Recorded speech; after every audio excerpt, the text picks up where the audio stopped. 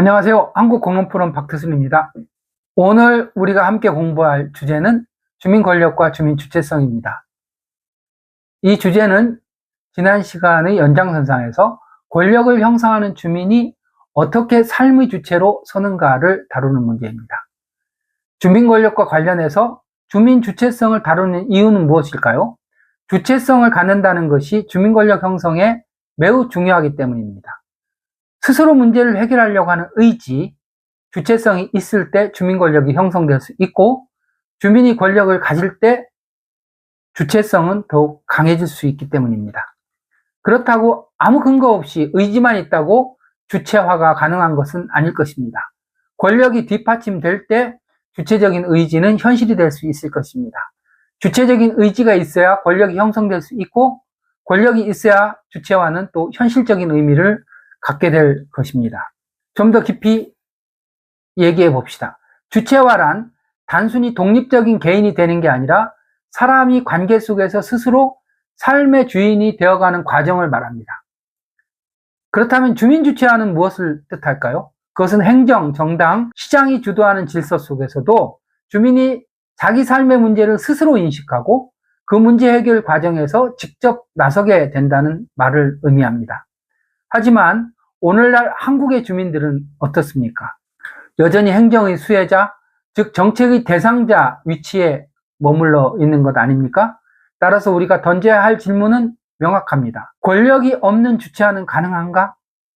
주체화 없는 권력은 가능한가? 그 답은 아닙니다. 일 것입니다. 권력 없는 주체화는 허상이고 주민이 권력을 형성할 때 비로소 주체가 될 수 있을 것입니다. 즉 주체화는 권력 형성을 통해서만 가능하다는 것, 이것이 오늘 강의의 출발점입니다. 이제 권력과 주체화의 관계를 철학적으로 살펴봅시다. 푸코는 이렇게 말합니다. 권력은 억압의 도구가 아니라 주체를 형성하는 힘이다. 그는 권력을 단순히 지배로만 보지 않았습니다. 권력은 사람들의 생각, 언어, 행동, 관계 속에서 끊임없이 작동하면서 나라는 존재를 만들어가는 힘이라고 보았습니다. 즉 권력은 주체를 억압하는 동시에 주체를 생산합니다. 이 역설이 중요합니다. 주민주체와 역시 마찬가지일 것입니다. 주민이 권력의 작동을 이해하고 그 권력을 자기 힘으로 전환하는 과정이 바로 주체화입니다. 다시 말해 권력을 외부의 적으로만 보지 않고 그 안에서 새로운 관계를 만들어내는 힘으로 바뀔 때 주민은 비로소 자기 삶의 주인으로 서게 될 것입니다. 그렇다면 왜 많은 주민이 여전히 주체로 서지 못하는 것일까요? 이 문제는 단순히 의식 부족의 문제가 아니라 구조적인 원인이 있을 것입니다. 몇 가지 생각해 보면 첫 번째는 제도적인 요인입니다. 주민 관련 제도가 형식화되어 있습니다. 주민총회도 있고 주민참여 예산제 같은 것도 있습니다. 그러나 실질적인 결정권이 없이 참여하되 영향 없는 참여로 남아 있습니다. 두 번째는 사회경제적 요인입니다. 장시간 노동, 돌봄의 개인화, 경쟁적인 노동환경 속에서 주민은 권력 형성에 쓸 시간과 에너지 자체가 부족한 경우가 많습니다. 실제로 참여 기회 자체를 얻지 못하는 경우에 주체화 가능성은 그만큼 적어지겠죠. 세 번째는 문화적인 요인입니다.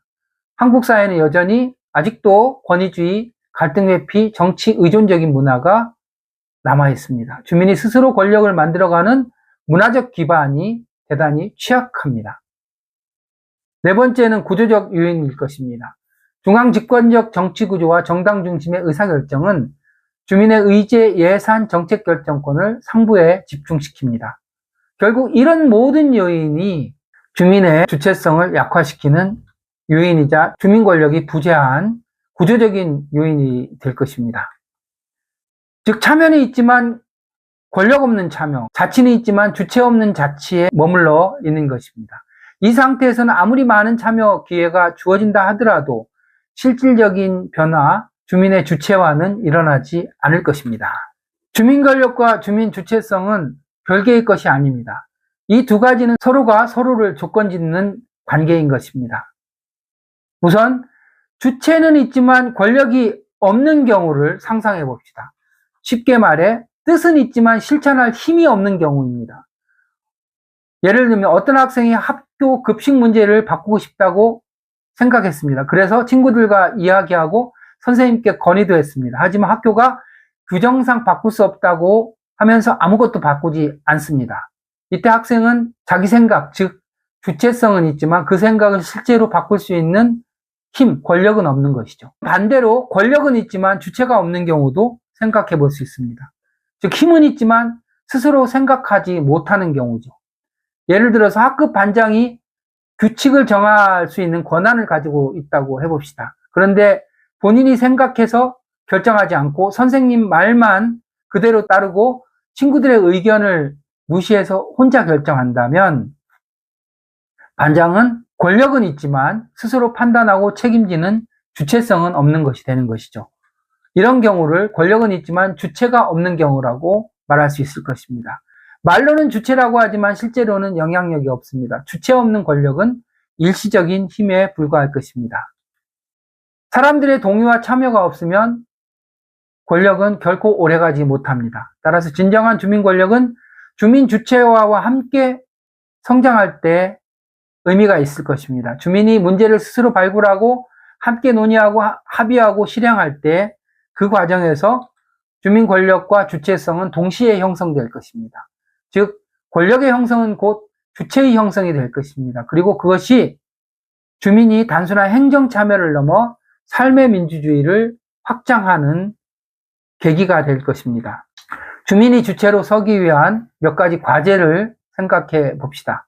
첫 번째는 권력 감수성을 기르는 것입니다. 권력을 부정하거나 회피하지 않고 그 작동 방식을 이해해야 합니다. 개인적인 불만이나 민원을 넘어서 자신의 문제를 공적 문제로 인식할 수 있는 권력에 대한 감수성을 길러야 합니다. 두 번째는 권력 형성의 경험을 쌓아야 합니다. 공론장이나 주민회의, 협동조합 등 실제 실행 경험을 통해서 작은 성취를 축적해야 합니다. 경험은 곧 권력의 뿌리가 될 것이기 때문입니다. 세 번째는 권력의 제도화입니다. 주민 발의나 조례 제정, 참여 예산 등을 통해서 주민의 결정이 제도 안에 자리 잡을 때 권력은 지속성과 안정성을 갖게 될 것입니다. 네 번째는 문화적인 전환입니다. 권위주의와 갈등 회피 문화를 극복하고 서로 다른 의견을 인정하고 토론하는 문화를 만들어 가야 합니다. 다섯 번째는 주민 권력의 네트워크화입니다. 한 지역의 주민 권력만으로는 한계가 있습니다. 지역 간 연대, 협력 네트워크를 통해 권력의 지속성과 확장성을 확보해야 합니다. 즉 주민이 권력을 학습하고 실천하고 연결할 때 비로소 주체로서 힘을 현실화하게 될 것입니다. 결론적으로 주민이 주체로 설 수 없는 이유는 권력의 부재 때문입니다. 주민 주체화란 단순히 참여의 확대가 아니라 권력을 배우고 나누고 형성하는 과정입니다. 민주주의의 핵심은 참여의 양이 아니라 권력의 질입니다. 주민이 권력을 학습하고 함께 형성할 때 비로소 주체성이 회복되고 삶 중심의 민주주의가 실현될 것입니다.